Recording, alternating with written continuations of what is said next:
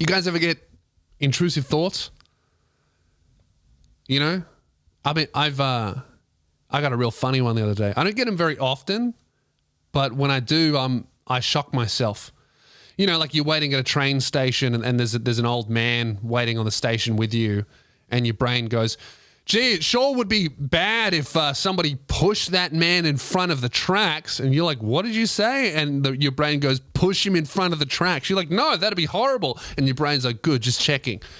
You know, you're at a wonderful, idyllic nature reserve looking over a beautiful waterfall, and your brain's like, jump! And you're like, where the fuck did that come from? You know, it's almost like you're thinking about what you should absolutely not do, but your brain gets a little bit confused and goes, do it.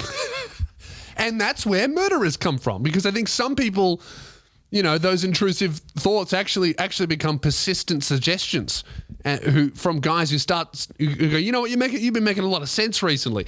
That hasn't happened to me, but man, I had a real good one that made me laugh, because mine come in.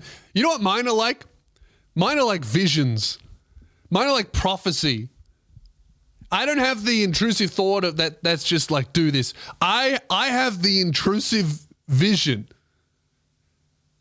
After saying that, I've just diagnosed myself with schizophrenia, because I have visions. All right, I'm telling you, man.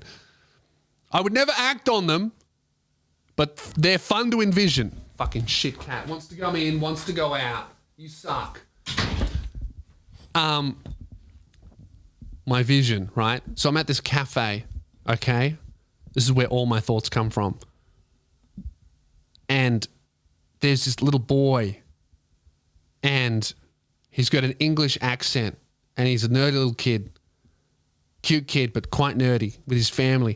And I just hear this, and it triggers the most vivid vision I've ever had in my life. It was like, I felt like how the prophets must have felt when God was speaking to them and showing them what they must do.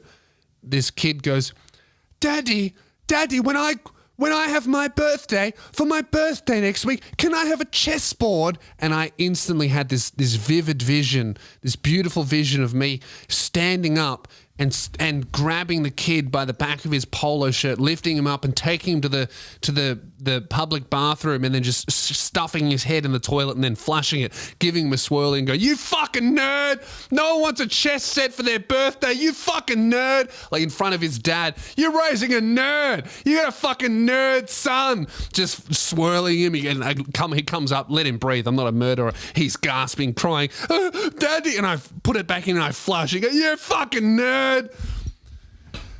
And then I give him back to the dad, and they have breakfast, and in my vision there were no consequences. Everyone was just like, oh yeah, that's what he gets for asking for a chessboard for his birthday too loud in a public space.